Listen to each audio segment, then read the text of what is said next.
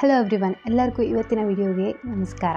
So ಇವತ್ತಿನ ವಿಡಿಯೋದಲ್ಲಿ ನಾವು ಮಾತಾಡ್ತಿರುವಂಥದ್ದು ತುಂಬ ಒಂದು ಮಿಸ್ಟೀರಿಯಸ್ ಆಗಿರುವಂಥ ಕತೆ. ಈ ಒಂದು ಕತೆ ನಮ್ಮ ಕರ್ನಾಟಕದಲ್ಲೇ ನಡೆದಿರುವಂಥದ್ದು. ಸೊ ಇದು ರಿಯಲ್ ಲೈಫ್ ಸ್ಟೋರಿ. ನಿಮ್ಮೆಲ್ಲರಿಗೂ ಈ ಒಂದು ಕತೆ ನಿಜವಾಗ್ಲೂ ಇಷ್ಟ ಆಗುತ್ತೆ. ಸೊ ಮಿಸ್ಟೀರಿಯಸ್ ಕತೆ, ಈ ಒಂದು ಕತೆನ ತಡ ಮಾಡಿದಂಗೆ ಶುರು ಮಾಡೋಣ. ಸೊ ನಮ್ಮೆಲ್ಲರಿಗೂ ಗೊತ್ತಿರೋ ಹಾಗೆ ಇವಾಗಂತೂ ನಮ್ಮ ಜಗತ್ತು ತುಂಬಾ ಮುಂದುವರೆದಿದೆ. ಯಾವುದೇ ಕಾಯಿಲೆಗಳಾದ್ರೂ ಎಲ್ಲದಕ್ಕೂ ಒಂದು ಮೆಡಿಸನ್ ಅಂತ ಸಿಕ್ಕೇ ಸಿಗುತ್ತೆ. ಆದರೆ ನಮ್ಮ ಇಂಡಿಯನ್ ಪೇರೆಂಟ್ಸ್, ನಮ್ಮೆಲ್ಲರಿಗೂ ಗೊತ್ತಿರೋ ಹಾಗೆ ನಮ್ಮ ಇಂಡಿಯಾದಲ್ಲಿ ಅಕಸ್ಮಾತ್ ಯಾವುದಾದ್ರೂ ಒಂದು ಕಾಯಿಲೆಗೆ ಔಷಧಿ ಕೊಡ್ತಾಯಿದ್ರು ಕೂಡ ಸರಿ ಹೋಗಲಿಲ್ಲ ಅಂದರೆ ನಮಗೆ ಇರುವಂಥ ಒಂದು ಟ್ರೆಡಿಷನ್ ಏನು ಅಂತಂದರೆ ಆ ಒಂದು ಔಷಧಿಗೋಸ್ಕರ ಅಥವಾ ಏನಾದರೂ ಏನು ನಡೀತಾ ಇದೆ ನಮ್ಮ ಲೈಫಲ್ಲಿ ಅಂತ ತಿಳ್ಕೊಳ್ಳೋದಕ್ಕೋಸ್ಕರ ನಾವೆಲ್ಲರೂ ಜಾಸ್ತಿ ಮೊರೆ ಹೋಗೋದು ಆಸ್ಟ್ರಾಲಜರ್ಸ್, ತಾಂತ್ರಿಕರು, ಮಂತ್ರವಾದಿಗಳು. ಸೊ ಇವ್ರನ್ನೆಲ್ಲರನ್ನೂ ನಾವು ಭೇಟಿ ನೀಡ್ತೀವಿ. ಸೊ ಇದು ನಮ್ಮ ಇಂಡಿಯಾದಲ್ಲಿ ಸಾಕಷ್ಟು ನಡೆದಿರುವಂಥದ್ದು. ಬ್ಲ್ಯಾಕ್ ಮ್ಯಾಜಿಕ್ ಆಗಿರಲಿ, ಸೊ ಇದೆಲ್ಲ ತುಂಬ ನಡೀತಾನೆ ಇದೆ. ಸೊ ಇವತ್ತಿನ ವಿಡಿಯೋದಲ್ಲಿ ಕೂಡ ಅಷ್ಟೇ ಈ ಒಂದು ಕತೆ ಈ ಒಂದು ಮಾಂತ್ರವಾದಿ, ಸೊ ಇವರ ರಿಲೇಟೆಡೇ ಇರುತ್ತೆ. ಸೊ ಇವರಿಂದ ಒಬ್ಬರ ಜೀವನ ಹೇಗೆ ಹಾಳಾಯಿತು ಏನು ಅನ್ನೋದನ್ನ ಇವತ್ತಿನ ವಿಡಿಯೋದಲ್ಲಿ ನಾವು ತಿಳ್ಕೊತೀವಿ. ಈ ಥರ ಒಬ್ಬ ಮಾಂತ್ರವಾದಿಯಿಂದ ಇವತ್ತು ಶೆಟ್ಟಿ ಫ್ಯಾಮಿಲಿಯವರ ಒಂದು ಕೂಡು ಕುಟುಂಬ, ಹೇಗೆ ಎಷ್ಟು ಚೆನ್ನಾಗಿದ್ದಂಥ ಕುಟುಂಬ ಇವಾಗ ಛದ್ರವಾಗಿ ಎಲ್ಲ ಹಾಳಾಗಿ ಹೋಗಿದೆ ಅಂತ ಹೇಳ್ಬೋದು. ಸೊ ಯಾರು ಇವರು ಶೆಟ್ಟಿ, ಏನಾಯಿತು ಏನು ಅಂತೆಲ್ಲನೂ ಈ ಒಂದು ವಿಡಿಯೋದಲ್ಲಿ ತಿಳ್ಕೊಳ್ಳೋಣ. So July 29, 2016. ಸೊ ಈ ಒಂದು ದಿನಾಂಕದಲ್ಲಿ ಮಣಿಪಾಲ್ ಅಲ್ಲಿ ಇರುವಂಥ ಒಂದು ಪೊಲೀಸ್ ಸ್ಟೇಷನ್ ಅಲ್ಲಿರುವಂಥ ಒಬ್ಬ ಪೊಲೀಸ್ ಆಫೀಸರ್ ಟೇಬಲ್ ಮೇಲೆ ಒಂದು ಆಸ್ಟ್ರಾಲಜರ್ಸ್ ಎಲ್ಲ ಯೂಸ್ ಮಾಡುವಂಥ ಒಂದು ಚಾರ್ಟ್ನ ಹಾಕಿರ್ತಾರೆ. ಆ ಚಾರ್ಟಿನ ಮುಂದೆ ಒಬ್ಬ ಆಸ್ಟ್ರಾಲಜರ್ ಕೂತಿರ್ತಾನೆ. ಆ ಒಬ್ಬ ಮಂತ್ರವಾದಿ ಅವನು ಅಲ್ಲಿ ಕುತ್ಕೊಂಡು ಆ ಪೊಲೀಸರಿಗೆ ಹೇಳ್ತಾ ಇರ್ತಾನೆ, ಯಾವ ವ್ಯಕ್ತಿ ಬದುಕಿದಾನ ಇಲ್ವಾ ಅಂತ ಹುಡುಕಿ ಕೊಡ್ತಾ ಇರ್ತಾನೆ. ಇದನ್ನು ಪೊಲೀಸವರು ಖುದ್ದಾಗಿ ಕೇಳಿರ್ತಾರೆ, ಆ ವ್ಯಕ್ತಿ ಎಲ್ಲಿದ್ದಾನೆ ಏನು ಅಂತ ನಿಮಗೆ ಗೊತ್ತಿರೋ ಪ್ರಕಾರ ಹುಡುಕೊಡಿ ಅಂತ. ಆದರೆ ಇಲ್ಲಿ ಒಂದು ಏನು ವಿಚಾರ ನಾವು ತಿಳ್ಕೊಬೇಕು ಅಂತಂದರೆ, ಪೊಲೀಸವ್ರಿಗೆ ಗೊತ್ತಿಲ್ಲ ಈ ಎಲ್ಲದರ ಹಿಂದೆ ಇರುವಂಥ ವ್ಯಕ್ತಿನೇ ಆ ಒಬ್ಬ ಮಂತ್ರವಾದಿ ಅಂತ. ಸೊ ಇವನು ಯಾಕೆ ಇವನ ಕತೆ ಬರ್ತಾ ಇದೆ ಅಂತ ನೋಡೋಣ. ಸೊ ನಾವು ಇವಾಗ ಹೋಗಬೇಕಾಗಿರೋದು ತುಂಬ ಹಿಂದೆ. ಸೊ 2016 ಒಬ್ಬ ವ್ಯಕ್ತಿ ಭಾಸ್ಕರ್ ಶೆಟ್ಟಿ ಅಂತ. ಸೊ ಅವರು ಬಿಸ್ನೆಸ್ ಮ್ಯಾನ್. ಉಡುಪಿಯಲ್ಲಿ ಒಂದು ಅವ್ರದ್ದು ದೊಡ್ಡದಾದಂಥ ಒಂದು ಹೋಟೆಲ್ಸ್ ಕೂಡ ಇದೆ. ದುರ್ಗಾ ಇಂಟರ್ನ್ಯಾಷನಲ್ಸ್ ಅಂತ ಒಂದು ಹೋಟೆಲ್ ಕೂಡ ಇದೆ ಅವ್ರದ್ದು. ಸೊ ತುಂಬಾ ರಿಚ್ ಪರ್ಸನ್ ಅಂತ ಹೇಳ್ಬೋದು. ಹಾಗೆ ಅವರು ಕರ್ನಾಟಕದಲ್ಲಿ ಅಲ್ಲದೆ ಸೌದಿ ಅರೇಬಿಯಲ್ಲಿ ಕೂಡ ಅವ್ರದ್ದು 7 ಸೂಪರ್ ಮಾರ್ಕೆಟ್ ಇದೆ. ಸೊ ಅಲ್ಲೂ ಕೂಡ ಅವರ ಬಿಸ್ನೆಸ್ ತುಂಬಾ ಚೆನ್ನಾಗಿ ನಡೀತಾ ಇದೆ. ಸೊ ಅವ್ರಿಗೆ ಸುಮಾರು 50 ವರ್ಷಗಳ ಕಾಲ ವಯಸ್ಸಾಗಿತ್ತು ಅಂತ ಹೇಳ್ಬೋದು. ಸೊ ಇವ್ರ ಕುಟುಂಬ ತುಂಬ ಚಿಕ್ಕದು. ಅವರ ಹೆಂಡತಿ ಹೆಸರು ರಾಜೇಶ್ವರಿ ಶೆಟ್ಟಿ ಅಂತ, ಮಗನ ಹೆಸರು ನವನೀತ್ ಶೆಟ್ಟಿ ಅಂತ. ಸೊ ಚಿಕ್ಕ ಕುಟುಂಬ. ಆದರೆ ಭಾಸ್ಕರ್ ಶೆಟ್ಟಿಯವರು ತುಂಬ ದಿನಗಳು ಉಡುಪಿಲೇ ಇರ್ತಾ ಇರಲಿಲ್ಲ. ಕೆಲಸದ ವಿಚಾರಕ್ಕಾಗಿ ಮಿಡಲ್ ಈಸ್ಟ್ಗೆ ಹೋಗ್ತಾನೆ ಇರ್ತಾರೆ. ಅಂದರೆ ಸೌದಿ ಅರೇಬಿಯಾದಲ್ಲಿ ಕೂಡ ಅವರ ಒಂದು ಕಂಪ್ನೀಸ್ ಎಲ್ಲ ಇರೋದ್ರಿಂದ ಅಲ್ಲೂ ಕೂಡ ಅವ್ರು ಹೋಗ್ತಾ ಇರ್ತಾರೆ. ಸೊ ತುಂಬ ದಿನಗಳ ಕಾಲ ಅವರು ಉಡುಪಿಲೇ ಸ್ಟೇ ಆಗ್ತಿರೋದಿಲ್ಲ. ಸೊ ತುಂಬ ಒಂದು ಹ್ಯಾಪಿ ಫ್ಯಾಮಿಲಿ ಅಂತಲೇ ಹೇಳ್ಬೋದು. ಒಬ್ಬ ಮಗ, ಗಂಡ, ಹೆಂಡತಿ, ಇಷ್ಟು ಜನ ಇವ್ರ ಮನೇಲಿ ಇರ್ತಾ ಇದ್ದಿದ್ದು.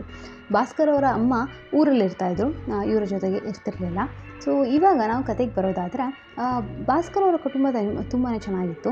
ಆದರೆ ಇಲ್ಲಿ ಇದ್ದಿದ್ದು ಒಂದೇ ಒಂದು ಪ್ರಾಬ್ಲಮ್. ಅದೇನು ಅಂತಂದರೆ ಅವರ ಮಗನಲ್ಲಿ, ಅದು ನವನೀತ್ಗೆ ಒಂದು ಕಾಯಿಲೆ ಇರುತ್ತೆ. ಆದರೆ ಅವ್ರಿಗೆ ಎಷ್ಟೇ ಆಸ್ಪತ್ರೆಗಳಲ್ಲಿ ಓಡಾಡಿ ತೋರಿಸಿದ್ರು ಕೂಡ ಆ ಕಾಯಿಲೆ ವಾಸಿ ಆಗ್ತಾ ಇರೋದಿಲ್ಲ.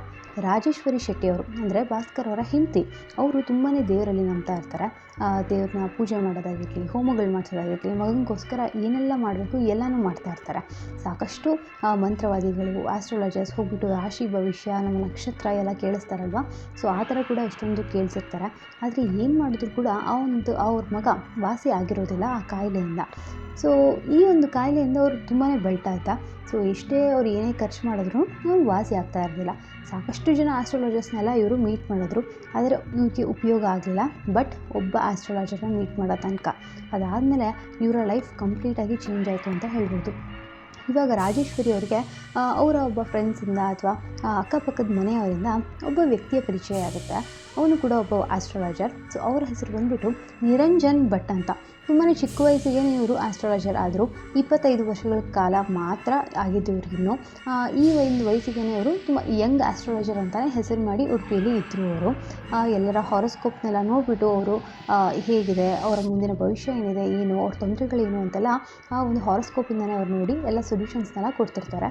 ಸೊ ಇವರಿಗೆ ರಾಜೇಶ್ವರಿ ಅವರಿಗೆ ಒಬ್ಬರು ಇವ್ರನ್ನ ರೆಫರ್ ಮಾಡಿ ಆದಮೇಲೆ ರಾಜೇಶ್ವರಿ ಅವರು ಕೂಡ ಅಷ್ಟೇ ಅವ್ರ ಮಗನ್ನ ಕರ್ಕೊಂಡು ನಿರಂಜನ್ ಭಟ್ ಅವ್ರ ಹತ್ರ ಹೋಗ್ತಾರೆ. ಸೊ ಅಲ್ಲಿಂದ ಅವ್ರದ್ದು ಶುರುವಾಗೋದು ಕತೆ. ಸೊ ನಿರಂಜನ್ ಭಟ್ ಅವರು ಕೂಡ ಅಷ್ಟೇ ನೋಡಿಬಿಟ್ಟು ಆ ಮಗನಲ್ಲಿ ಏನೆಲ್ಲ ಕಾಯಿಲೆ ಇದೆ ಅಂತ ಅವ್ರಿಗೆ ಏನು ಅನಿಸುತ್ತೆ ಅದನ್ನೆಲ್ಲ ನೋಡಿಕೊಂಡು ಒಂದಿಷ್ಟು ಹೋಮಗಳು ಮತ್ತು ಅವ್ರಿಗೆ ಏನೇನು ತಿಳಿಯುತ್ತೆ ಮೆಡಿಸನ್ಸ್ ಇದನ್ನೆಲ್ಲ ಕೊಡೋಕ್ಕೆ ಶುರು ಮಾಡ್ತಾರೆ. ಈ ಕಡೆ ಭಾಸ್ಕರ್ ಅವ್ರಿಗೆ ಅಷ್ಟಾಗಿ ಈ ಆಸ್ಟ್ರಾಲಜಿಸ್ಟ್ ಮೇಲೆಲ್ಲ ನಂಬಿಕೆ ಇರೋದಿಲ್ಲ. ಆದರೆ ಅವರು ಇಂಥ ಪರಿಸ್ಥಿತಿಲಿ ಇರ್ತಾರೆ ಅಂದರೆ ಏನಾದರೂ ಆಗಿ ಮಗನಿಗೆ ಹುಷಾರಾದರೆ ಸಾಕು ಅನ್ನೋ ಒಂದು ಪರಿಸ್ಥಿತಿಗೆ ಅವ್ರು ಬಂದಿರ್ತಾರೆ. ಸೊ ಈ ಕಾರಣದಿಂದ ಅವ್ರ ಹೆಂಡತಿ ಏನೇ ಹೇಳಿದ್ರು ಅವರು ಕೇಳೋಕ್ಕೆ ರೆಡಿ ಇರ್ತಾರೆ. ಸೊ ಆ ಒಂದು ಕಾರಣಕ್ಕೆ ಮಾತ್ರ ಅವ್ರಿಗೆ ಆಸ್ಟ್ರಾಲಜಿ ಮೇಲೆ ಜಾಸ್ತಿ ನಂಬಿಕೆ ಇಲ್ಲ ಅಂತ ಅಂದ್ರೂ ಅವ್ರ ಹೆಂಡತಿ ಒಂದು ಹೇಳಿರುವಂಥ ಕಾರಣಕ್ಕೆ ಅವರು ಕೂಡ ನಿರಂಜನ್ ಅವ್ರ ಹತ್ರ ಹೋಗ್ಬಿಟ್ಟು ಒಂದ್ಸತಿ ಭೇಟಿಯಾಗಿ ಬಂದಿರ್ತಾರೆ. ಮತ್ತು ಅವ್ರು ಯಾವುದೇ ಪೂಜೆಗಳಾಗಲಿ ಏನೇ ಮಾಡೋಕ್ಕೆ ಹೇಳಿದ್ರು ಈ ಕಡೆ ಭಾಸ್ಕರ್ ಅವರು ಕೂಡ ಯಾವುದೇ ಬೇಡ ಅಂತ ಹೇಳಿಲ್ದಂಗೆ ಎಲ್ಲ ಮಾತುಗಳನ್ನು ಕೇಳ್ತಾ ಇರ್ತಾರೆ. ರಾಜೇಶ್ವರಿ ಅವರು ನಿರಂಜನ್ ಅವರು ಅವಾಗವಾಗ ಭೇಟಿ ಆಗ್ತಾನೆ ಇರ್ತಾರೆ. ಮಗನಿಗೆ ಇದು ತೋರಿಸ್ಬೇಕು ತೋರಿಸ್ಬೇಕು ಕಾಯಿಲೆಗಳು ಹೇಗಾದರೂ ಸರಿ ಮಾಡಿಸ್ಬೇಕು ಅಂತ ಓಡಾಡ್ತಾ ಇರ್ತಾರೆ. ಮೊದಲೆಲ್ಲ ಸಹಜವಾಗಿ ನಾರ್ಮಲಾಗಿ ನಡೀತಾ ಬರುತ್ತೆ. ಆದರೆ ಹೋಗ್ತಾ ಹೋಗ್ತಾ ಮಗನಿಗೋಸ್ಕರ ಅಲ್ಲದೆ ಇವರ ವೈಯಕ್ತಿಕ ವಿಚಾರಗಳಿಗೆ ಇವರು ಹೋಗ್ಬಿಟ್ಟು ಮೀಟ್ ಮಾಡುವಂಥ ಒಂದು ಸನ್ನಿವೇಶಗಳು ಶುರುವಾಗುತ್ತೆ. ಅಂದರೆ ರಾಜೇಶ್ವರಿ ಅವರು ಮತ್ತು ನಿರಂಜನ್ ಅವರು ಇಬ್ಬರು ಕೂಡ ಹೋಮ ಪೂಜೆ ಈ ಎಲ್ಲ ಕಾರ್ಯಗಳನ್ನ ಬಿಟ್ಟು ಅವ್ರಿಗೋಸ್ಕರ ಅವರು ಮೀಟ್ ಆಗೋಕ್ಕೆ ಶುರು ಮಾಡ್ತಾರೆ. ಇದಲ್ಲದೆ ಈ ಕಡೆ ಭಾಸ್ಕರ್ ಅವರು ತುಂಬ ದಿನಗಳು ಇಲ್ಲೇ ಉಳಿತಾ ಇರಲಿಲ್ಲ. ಅವ್ರ ಕೆಲಸಕ್ಕೋಸ್ಕರ ಅವರೆಲ್ಲ ಹೊರಗಡೆ ದೇಶಗಳಲ್ಲೆಲ್ಲ ಓಡಾಡ್ತಾ ಇರ್ತಾರೆ. ಸೊ ಆ ಸಮಯದಲ್ಲಂತೂ ಇವರು ಎಲ್ಲ ಬೇರೆ ಬೇರೆ ದೇವಸ್ಥಾನಗಳಿಗೆ ಎಲ್ಲ ಕಡೆಯೂ ತಿರುಗಕ್ಕೆ ಶುರು ಮಾಡಿರ್ತಾರೆ. ಸೊ ಈ ಒಂದು ತಿರುಗಾಡುವಾಗ ಕೂಡ ಅಷ್ಟೇ ಅವರ ಮಗ ಕೂಡ ಅವ್ರ ಜೊತೆಗೆ ಇರ್ತಿದ್ದ. ಸೊ ಮಗನೂ ಅಷ್ಟೇ ತುಂಬ ಚಿಕ್ಕವನು ಅಂತ ಹೇಳೋಗಿಲ್ಲ, ದೊಡ್ಡ ಮಗನೇ ಅವನು. ಸೊ 3 ಜನನು ಓಡಾಡ್ತಾ ಇರ್ತಾರೆ. ಆದರೆ ಎಲ್ಲೋ ಒಂದು ಕಡೆ ಇವಾಗ ನಿರಂಜನ್ ಅವ್ರಿಗೆ ಮತ್ತು ರಾಜೇಶ್ವರಿ ಅವ್ರಿಗೆ ಒಂದು ಪ್ರೇಮ ಕಥೆ ಶುರುವಾಗಿರುತ್ತೆ. ರಾಜೇಶ್ವರಿ ಅವರಂತೂ ನಿರಂಜನ್ ಅವ್ರನ್ನ ಎಷ್ಟು ಇಷ್ಟಪಡೋಕ್ಕೆ ಶುರು ಮಾಡ್ತಾರೆ ಅಂದರೆ ಇವ್ರ ಹತ್ರ ಎಷ್ಟೆಲ್ಲ ದುಡ್ಡು ಇರ್ತಿತ್ತು ಆ ದುಡ್ಡನ್ನೆಲ್ಲ ಅವ್ರ ಮೇಲೆ ಖರ್ಚು ಮಾಡೋಕ್ಕೆ ಶುರು ಮಾಡ್ತಾರೆ. ಅಂದರೆ ರಾಜೇಶ್ವರಿ ಅವ್ರಿಗಂತೂ ಇವಾಗ ದುಡ್ಡಿಗೇನು ಕೊಡ್ತಾ ಇರಲಿಲ್ಲ. ನಿರಂಜನ್ ಅವರು ಏನೆಲ್ಲ ಕೇಳ್ತಿದ್ರು ಎಲ್ಲನೂ ಇವ್ರು ಕೊಡ್ತಾಯಿದ್ರು. ಒಂದು ಮನೆ ಕೂಡ ಅವ್ರಿಗೆ ಕೊಟ್ಟಿದ್ರು, ಕಾರ್ ಕೊಟ್ಟಿದ್ರು. ಸೊ ಅಷ್ಟಾಗಿ ನಿರಂಜನ್ ಅವ್ರನ್ನ ಇವರು ಹಚ್ಕೊಂಡಿದ್ರು. ಇವಾಗ ಅಷ್ಟು ದೂರದಲ್ಲಿ ಭಾಸ್ಕರ್ ಇದ್ದರೂ ಕೂಡ ಅಷ್ಟೇ ಭಾಸ್ಕರ್ ಅವ್ರಿಗೆ ಎಲ್ಲೋ ಒಂದು ಕಡೆ ಇವಾಗ ರಾಜೇಶ್ವರಿ ಅವ್ರ ಮೇಲೆ ಅನುಮಾನ ಶುರುವಾಗಿರುತ್ತೆ. ಸೊ ತುಂಬ ದೂರ ಇದ್ದರೂ ಕೂಡ ಅವರು ಆ ಥರ ಅನುಮಾನ ಇದ್ದಂಗೆ ಏನೂ ಇರಲಿಲ್ಲ. ಅವ್ರಿಗೆ ಕೆಲವೊಂದು ಕಡೆ ಎಲ್ಲೆಲ್ಲೋ ಒಂದೊಂದು ವಿಚಾರಗಳಲ್ಲಿ ಅನುಮಾನ ಆಲ್ರೆಡಿ ಇವಾಗ ಶುರುವಾಗಿರುತ್ತೆ. ಸೊ ಅವರು ಸೌದಿಯಿಂದ ಇಲ್ಲಿಗೆ ಬಂದು ಒಂದಿಷ್ಟು ದಿನ ಉಳ್ಕೊಂಡಾಗ ಕೂಡ ಅಷ್ಟೇ ಇದ್ರ ಬಗ್ಗೆ ಎಲ್ಲ ಕೇಳಿದಾಗ ಅವ್ರು ಯಾವಾಗ್ಲೂ ಒಂದು ಜಗಳದಲ್ಲಿ ವಾದ ವಿವಾದದಲ್ಲಿ ಇದನ್ನ ಮುಗಿಸ್ತಾ ಇದ್ರು. ಅಂದರೆ ರಾಜೇಶ್ವರಿ ಅವರು ಯಾವಾಗಲೂ ಒಪ್ಕೊತಾ ಇರಲಿಲ್ಲ ಈ ಥರ ಎಲ್ಲ ಆಗಿರೋದು, ಅದನ್ನೆಲ್ಲ ಮುಚ್ಚಿ ಹಾಕ್ತಾಯಿದ್ರು. ಸೊ ಈ ಒಂದು ಸತಿ ಏನಾದರೂ ಮಾಡಿ ಒಂದು ಸಾಲಿಡ್ ಪ್ರೂಫ್ ಜೊತೆಗೆ ಹಿಡಿಬೇಕು ರಾಜೇಶ್ವರಿ ಅವ್ರನ್ನ ಅಂತ ಅಂದ್ಕೊಂಡು ಇವರು ಭಾಸ್ಕರ್ ಅವರು ಅವ್ರಿಗೆ ಗೊತ್ತಿರೋವಂಥ ಒಂದಿಷ್ಟು ಜನಕ್ಕೆಲ್ಲರಿಗೂ ಅವ್ರ ಹೆಂಡತಿ ಮೇಲೆ ಕಣ್ಣಿಡಿ ಅಂತ ಹೇಳಿಬಿಟ್ಟು ಅವರು ಅವ್ರ ಕೆಲಸಕ್ಕೆ ಹೋಗಿರ್ತಾರೆ. ಸೊ ಕೆಲಸಕ್ಕೆ ಹೋಗಾದ್ಮೇಲೆ ಒಂದಿಷ್ಟು ದಿನಗಳು ಕಳೆಯುತ್ತೆ. ಅದಾದಮೇಲೆ ರಾಜೇಶ್ವರಿ ಅವರು, ನಿರಂಜನ್ ಅವರು ಹಾಗೆ ನವನೀತ್ 3 ಜನನೂ ಒಂದು ದೇವಸ್ಥಾನಕ್ಕೆ ಹೋಗಿರ್ತಾರೆ. ದೇವಸ್ಥಾನದಿಂದ ಸೀದಾ ಅವರು ಮುಂಬೈಗೆ ಹೋಗ್ತಾರೆ. ಸೊ ಇದು ಎಲ್ಲ ಇನ್ಫಾರ್ಮೇಷನ್ ಆ ಕಡೆ ಭಾಸ್ಕರ್ ಅವ್ರಿಗೆ ಹೋಗ್ತಾ ಇರುತ್ತೆ. ಮುಂಬೈಗೆ ಹೋಗಿ ಆದಮೇಲೆ ಮುಂಬೈಯಲ್ಲಿ ಒಬ್ಬ ರಿಲೇಟಿವ್ ಅವರ ಮನೆಯಲ್ಲಿ ನವನೀತ್ ಅವ್ರನ್ನ ರಾಜೇಶ್ವರಿಯವರು ಬಿಡ್ತಾರೆ. ಅಂದರೆ ಆ ಮನೆಯಲ್ಲೇ ಅವರು ಉಳ್ಕೊಳ್ಳಿ ಅಂತ ಅಲ್ಲೇ ಬಿಡ್ತಾರೆ. ಬಿಟ್ಟಾದಮೇಲೆ ರಾಜೇಶ್ವರಿ ಅವರು ಮತ್ತು ನಿರಂಜನ್ ಅವರು ಇಬ್ಬರು ಕೂಡ ಅಷ್ಟೇ ಒಂದು ಹೋಟೆಲ್ಗೆ ಹೋಗ್ಬಿಟ್ಟು ಸ್ಟೇ ಆಗ್ತಾರೆ. ಸೊ 1 ದಿನ 2 ದಿನ ಅಲ್ಲ, ಒಂದಿಷ್ಟು ದಿನಗಳ ಕಾಲ ಅವರು ಹೋಟೆಲಲ್ಲೇ ಸ್ಟೇ ಆಗ್ತಾ ಇರ್ತಾರೆ. ಸೊ ಈ ಒಂದು ಕರೆಕ್ಟ್ ಇನ್ಫಾರ್ಮೇಷನ್ ವಿತ್ ಫೋಟೋಸ್ ಎಲ್ಲ ಭಾಸ್ಕರ್ ಅವರು ಒಬ್ಬ ವ್ಯಕ್ತಿ ಹೇಳಿರ್ತಾರಲ್ವ ನೋಡ್ಕೊಳ್ಳಿ ಕಣ್ಣಿಡಿ ಅಂತ. ಸೊ ಆ ವ್ಯಕ್ತಿ ಎಲ್ಲ ಫೋಟೋಸ್ನೆಲ್ಲನೂ ಭಾಸ್ಕರ್ ಅವ್ರಿಗೆ ಇವಾಗ ಶೇರ್ ಮಾಡಿರ್ತಾರೆ. ಸೊ ಭಾಸ್ಕರ್ ಅವ್ರಿಗೆ ಇವಾಗ ಕಂಪ್ಲೀಟಾಗಿ ಯಾವುದೇ ಡೌಟ್ ಇಲ್ಲದಂಗೆ ಗೊತ್ತಾಗಿರುತ್ತೆ ರಾಜೇಶ್ವರಿ ಅವ್ರದ್ದು ನಿರಂಜನ್ ಅವ್ರ ಜೊತೆಗೆ ಅಫೇರ್ ನಡೀತಾ ಇದೆ ಅಂತ. ಸೊ ಈ ಸಮಯದಲ್ಲಿ ಭಾಸ್ಕರ್ ಅವ್ರ ತಲೆಗೆ ಬಂದಿದ್ದು ಒಂದೇ ವಿಷಯ, ಹೇಗಾದರೂ ಮಾಡಿ ಫಸ್ಟು ಒಂದು ವಿಲ್ ರೆಡಿ ಮಾಡಬೇಕು. ಆ ವಿಲ್ಲಲ್ಲಿ ರಾಜೇಶ್ವರಿ ಅವ್ರದ್ದು ಮತ್ತು ನವನೀತ್ ಅವ್ರದ್ದು ಇಬ್ಬರು ಹೆಸರನ್ನು ತೆಗೆದು ಅವ್ರ ಅಮ್ಮಂದು, ಅವ್ರ ಅಕ್ಕಂದು, ಅವ್ರ ತಂಗಿದು ಇವ್ರ ಹೆಸರುಗಳನ್ನ ಸೇರಿಸ್ಬೇಕು ಅಂತ ಇವಾಗ ಭಾಸ್ಕರ್ ಅವ್ರಿಗೆ ಬರುವಂಥ ಮೊದಲನೇ ವಿಚಾರ. ಯಾಕೆ ಅಂತ ಅಂದರೆ ಈ ಕಡೆ ರಾಜೇಶ್ವರಿ ಅವರಾಗಿರಲಿ ಅಥವಾ ನವನೀತ್ ಅವರಾಗಿರಲಿ ಇಬ್ಬರೂ ಅಷ್ಟೇ ಭಾಸ್ಕರ್ ಅವ್ರನ್ನ ಒಂದು ATM ಕಾರ್ಡ್ ಥರ ಯೂಸ್ ಮಾಡ್ಕೊತಿರ್ತಾರೆ. ಬಿಟ್ಟರೆ ಅಪ್ಪ ಅಂತಾಗಲಿ ಅಥವಾ ಗಂಡ ಅಂತಾಗಲಿ ಇವರು ನೋಡ್ತಾನೆ ಇರಲ್ಲ. ಆ ಒಂದು ಕಾರಣದಿಂದ ಹೇಗಾದರೂ ಮಾಡಿ ಮೊದಲು ವಿಲ್ನ ಚೇಂಜ್ ಮಾಡಬೇಕು ಅಂತ ಭಾಸ್ಕರ್ ಅವ್ರಿಗೆ ಬರುತ್ತೆ. ಸೊ ಅವರು ನೆಕ್ಸ್ಟ್ ಟೈಮ್ ಅವರ ಊರಿಗೆ ಬಂದು ಆದ ತಕ್ಷಣವೇ ಈ ಫೋಟೋಸ್ನೆಲ್ಲ ತೋರಿಸ್ಬಿಟ್ಟು ಕೇಳ್ತಾರೆ. ಇವಾಗ ಅವ್ರ ಹತ್ರ ಒಂದು ಪ್ರೂಫ್ ಇರುತ್ತೆ. ಸೊ ಇವಾಗ ಕೇಳಿದಾಗ ಕೂಡ ಅಷ್ಟೇ ಈ ಸಮಯದಲ್ಲೂ ರಾಜೇಶ್ವರಿ ಅವರು ಒಪ್ಕೊಳ್ಳೋದಿಲ್ಲ ಅವ್ರ ಮಾತನ್ನ. ಅವ್ರು ಹೇಳೋದೇನು ಅಂತಂದರೆ ಅವರ ಒಬ್ಬ ಒಂದು ಬೆನ್ನಲ್ಲಿ ಏನೋ ಒಂದು ಕಾಯಿಲೆ ಇರೋದ್ರಿಂದ ಅದನ್ನು ಚಿಕಿತ್ಸೆ ತೊಗೊಳಕ್ಕೆ ನಾನು ಹೋಗಿದ್ದೆ ಹೊರತು ಬೇರೆ ಏನೂ ಅಲ್ಲ ಅಂತ ರಾಜೇಶ್ವರಿ ಅವರು ಹೀಗೆ ಹೇಳಿ ಮುಚ್ಚಾಕಕ್ಕೆ ನೋಡ್ತಾರೆ. ಆದರೆ ಭಾಸ್ಕರ್ ಅವರು ಇವರ ಪ್ರೀತಿಲಿ ಏನೂ ಕುರುಡ ಆಗಿರಲಿಲ್ಲ. ಅವರಿಗೆ ಅಷ್ಟು ಬಿಸ್ನೆಸ್ ಮಾಡಿ ಎಲ್ಲ ಗೊತ್ತಿರುತ್ತೆ. ಸೊ ಈ ಒಂದು ಕಾರಣದಿಂದ ಅವರು ಮೈಂಡ್ನ ಚೇಂಜ್ ಮಾಡ್ಕೊಳ್ಳೋದೇ ಇಲ್ಲ. ನಾನು ಹೇಗಾದರೂ ಮಾಡಿ ಫಸ್ಟು ಡಿವೋರ್ಸ್ ತೊಗೋಬೇಕು ಮತ್ತು ವಿಲ್ನ ಚೇಂಜ್ ಮಾಡಬೇಕು, ಇವೆರಡು ವಿಷಯ ಮಾತ್ರ ಭಾಸ್ಕರ್ ಅವ್ರ ತಲೆಯಲ್ಲಿ ಓಡ್ತಾ ಇರುತ್ತೆ.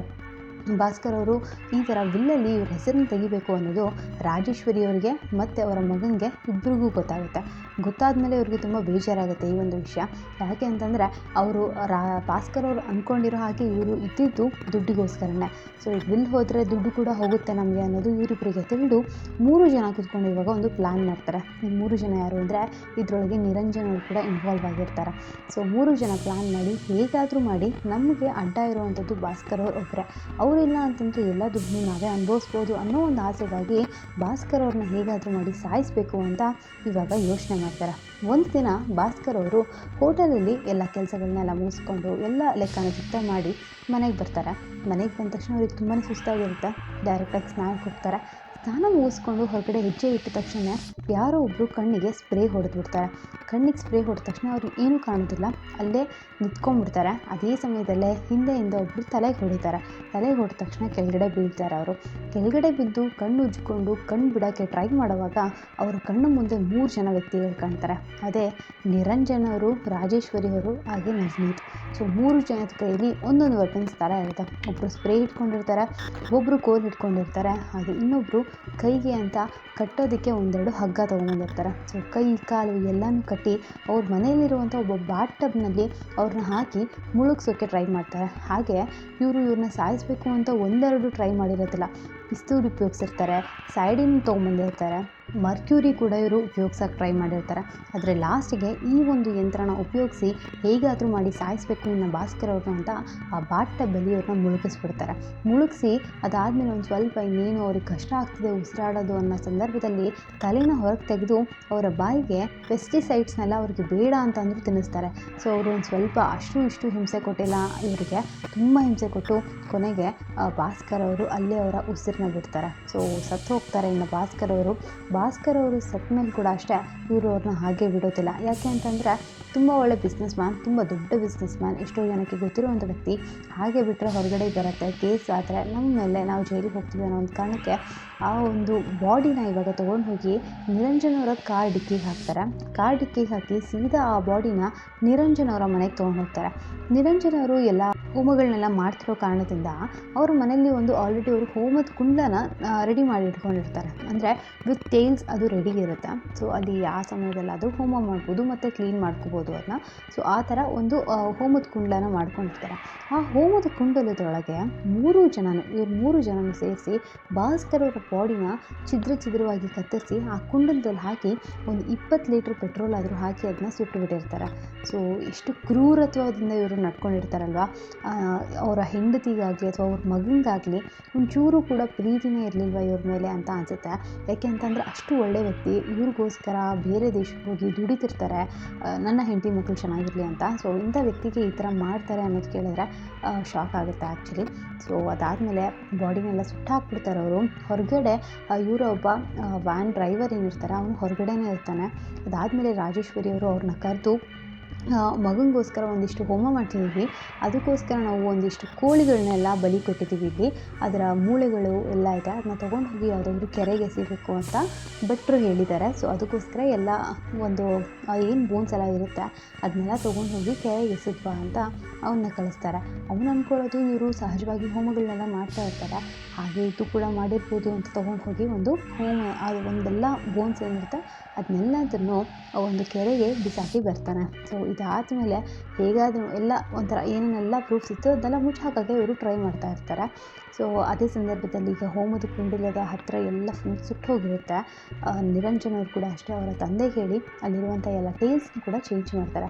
ಸೊ ಅವ್ರ ಕೈಯಲ್ಲಾದಷ್ಟು ಎಲ್ಲ ಏನು ಎವಿಡೆನ್ಸಸ್ ಸಿಗೋವಂಥ ಚಾನ್ಸಸ್ ಇರುತ್ತೆ ಪೊಲೀಸ್ ಅವ್ರಿಗೆ. ಸೊ ಅದನ್ನೆಲ್ಲನೂ ಇವಾಗ ಮುಚ್ಚಾಕಿದ್ದಾರೆ ಅವರು.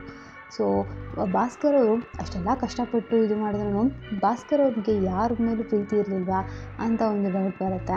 ಆದರೆ ಭಾಸ್ಕರ್ ಅವ್ರ ಮೇಲಂತೂ ಯಾರನ್ನೂ ಪ್ರೀತಿಸದೇ ಇರಲಿಲ್ಲ. ಅವ್ರನ್ನ ಬರೀ ದುಡ್ಡಿಗೋಸ್ಕರ ಉಪಯೋಗಿಸ್ಕೊಂಡು ಬಿಟ್ಬಿಟ್ರು. ಕೊನೆಗೆ ಆ ವ್ಯಕ್ತಿಯ ಜೀವ ಕೂಡ ತೆಗೆದುಬಿಟ್ರು. ಆದರೆ ಯಾರೇ ಎಷ್ಟೇ ಇದು ಮಾಡಿದ್ರೂ ತಾಯಿ ಅನ್ನೋಳು ಮಾತ್ರ ಮಗನ ಒಂದು ನೆನಪಿನಿಂದನೇ ಇರ್ತಾಳೆ. ಸೊ ಭಾಸ್ಕರ್ ಅವರು ಪ್ರತಿದಿನವೂ ಅವ್ರ ಅಮ್ಮನಿಗೆ ಫೋನ್ ಮಾಡಿ ಮಾತಾಡ್ತಿದ್ರಂತೆ.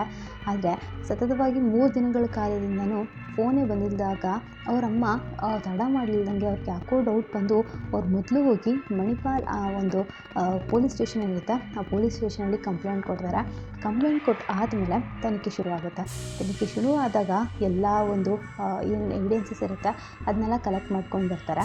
ಅವರ ಮನೆಯಲ್ಲಿ ಶೂ ಇರುತ್ತೆ, ಅಂದರೆ ಅವತ್ತು ಅವ್ರು ಯೂಸ್ ಮಾಡಿರುವಂಥ ಶೂ ಹೊರಗೆ ಇರುತ್ತೆ, ಆದರೆ ಆ ವ್ಯಕ್ತಿ ಒಳಗಡೆ ಇಲ್ಲ. ಸೊ ಇದು ಕೇಳಿ ಒಂದು ಸ್ವಲ್ಪ ಶಾಕ್ ಆಗುತ್ತೆ ಅವ್ರಿಗೆ. ಸೊ ಆವಾಗ ಆ ಪೊಲೀಸ್ಗೆ ಅವರ ಫ್ರೆಂಡ್ ಆಗಿದ್ದೆ ಈ ನಿರಂಜನ್ ಭಟ್ ಅವರು. ಸೊ ನಿರಂಜನ್ ಭಟ್ ಅವ್ರಿಗೆ ಒಂದು ಸ್ವಲ್ಪ ಈ ಹಾರೋಸ್ಕೋಪ್ ಎಲ್ಲ ನೋಡಿ ಹೇಳೋದು ಬರುತ್ತೆ ಅನ್ನೋ ಕಾರಣಕ್ಕೆ ಆ ಪೊಲೀಸು ಇವ್ರನ್ನ ಪೊಲೀಸ್ ಸ್ಟೇಷನ್ಗೆ ಕರ್ಕೊಂಡು ಹೋಗಿ ಭವಿಷ್ಯ ನೋಡಿ ಹೇಳಿ ಏನಾಗಿರ್ಬೋದು ಅಂತ ಕೇಳ್ತಿರ್ತಾರೆ. ಆವಾಗ ನಿರಂಜನ್ ಹೇಳೋದು ಇವರ ಒಂದು ಜಾತಕದಲ್ಲಿ ತುಂಬ ದಿನಗಳ ಕಾಲ ಬದುಕುವಂಥ ಇವ್ರಿಗೆ ಯೋಗ ಇಲ್ಲ, ಇವರು ಆದಷ್ಟು ಬೇಗ ಸತ್ತು ಹೋಗ್ತಾರೆ. ಹಾಗೆ ಇವರ ಸಾವು ಕೂಡ ಇವರ ಎನಿಮಿಯಿಂದ ಆಗುತ್ತೆ.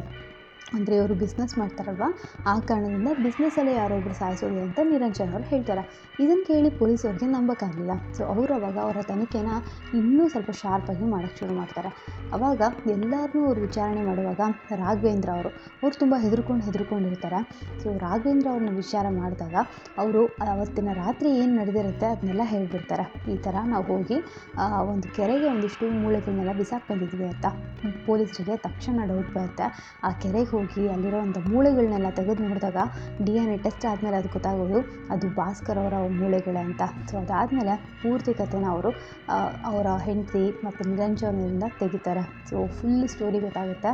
ಸೊ ಅದಾದಮೇಲೆ ಇವರೆಲ್ಲರಿಗೂ ಅಷ್ಟೇ ಜೈಲು ಸೇರ್ತಾರೆ. 5 ಜನಕ್ಕೆ ಇಲ್ಲಿ ಜೈಲು ಶಿಕ್ಷೆ ಆಗೋದು. 3 ಜನ ಇದ್ದರು, 5 ಹೆಂಗಾದರು ಅಂತ ಹೇಳೋದಾದರೆ ಒಂದು ನಿರಂಜನ್ ಅವರು, ನೆಕ್ಸ್ಟ್ ರಾಜೇಶ್ವರಿ ಅವರು, ನವನೀತ್ ಅವರು, ರಾಘವೇಂದ್ರ ಅವರು, ಹಾಗೆ ನಿರಂಜನ್ ಅವರ ತಂದೆ. ಯಾಕೆ ಅಂತಂದರೆ ರಾಘವೇಂದ್ರ ಅವರು ಅವರ ಡ್ರೈವರ್, ಇವ್ರಿಗೆ ಗೊತ್ತಿದ್ದರು ಈ ಒಂದು ವಿಚಾರನ ಮುಚ್ಚಾಕಕ್ಕೆ ನೋಡಿದ್ರು ಅಂತ ಅವ್ರ ಮೇಲೂ ಕೇಸ್ ಬೀಳುತ್ತೆ. ಮತ್ತು ನಿರಂಜನ್ ಅವರ ತಂದೆ ಯಾಕೆ ಅಂತಂದರೆ ಅವರು ಆ ಡೀಲ್ಸ್ ಎಲ್ಲ ಚೇಂಜ್ ಮಾಡ್ತಿರ್ತಾರೆ. ಸೊ ಇವ್ರಿಗೂ ಕೂಡ ಈ ಒಂದು ವಿಷಯ ಗೊತ್ತಿರುತ್ತೆ ಅನ್ನೋ ಕಾರಣಕ್ಕೆ ಅವ್ರಿಗೂ ಕೇಸ್ ಬೀಳುತ್ತೆ. ಬಟ್ ಅವರಿಬ್ಬರು ಜಾಸ್ತಿ ದಿನಗಳ ಕಾಲ ಏನು ಜೈಲಲ್ಲಿ ಇರುವಂಥ ಸಂದರ್ಭ ಬರಲಿಲ್ಲ. ರಾಘವೇಂದ್ರ ಅವರು ಬೇಗ ಬಂದರು. ಆದರೆ ನಿರಂಜನ್ ಅವರ ತಂದೆ ಮಾತ್ರ ಅವರು ಜೈಲಲ್ಲಿದ್ದಾಗೆ ತೀರ್ಕೊಂಡ್ರು ಅನ್ನೋ ಒಂದು ಸುದ್ದಿ ಇದೆ. ಸೊ ಹೀಗಾಗಿದ್ದು ಅದಾದಮೇಲೆ ಒಂದು 3-4 ವರ್ಷಗಳು ಕಳೆದ್ಮೇಲೆ ರಾಜೇಶ್ವರಿ ಅವರು ಕೂಡ ಹೊರಗಡೆ ಬಂದಿದ್ದಾರೆ ಬೇಲ್ ತೊಗೊಂಡು. ಆದರೆ ಅವ್ರಿಗೆ ಎಲ್ಲಿದ್ದಾರೆ ಏನು ಅಂತ ಯಾವುದೇ ಸುದ್ದಿ ಇಲ್ಲ. ಸೊ ಇದು ನಮ್ಮ ಕರ್ನಾಟಕದಲ್ಲೇ ನಡೆದಿರುವಂಥ ಒಂದು ನೈಜ ಕಥೆ. ಸೊ ನಿಮ್ಗೆ ಏನು ಅನ್ನಿಸ್ತು ಇದನ್ನ ಕೇಳಿ ಅಂತ ಕಮೆಂಟ್ ಸೆಕ್ಷನಲ್ಲಿ ತಿಳಿಸೋಕ್ಕೆ ಮರಿಬೇಡಿ. ಸೊ ಬೇರೆ ಯಾವ ವೀಡಿಯೋಸ್ ಬೇಕು ಅಂತ ಕೂಡ ಕಮೆಂಟ್ ಸೆಕ್ಷನ್ ತಿಳಿಸಿ. ಸೊ ಇದೇ ಥರದ ವೀಡಿಯೋಸ್ಗಾಗಿ ನನ್ನ ಚಾನಲ್ಗೆ ಸಬ್ಸ್ಕ್ರೈಬ್ ಮಾಡ್ಕೊಳ್ಳಿ ಅಂತ ಹೇಳ್ತಾ ಮತ್ತೊಂದು ವೀಡಿಯೋದಲ್ಲಿ ಸಿಗ್ತೀನಿ. ಅಂತ ಬಾಯ್.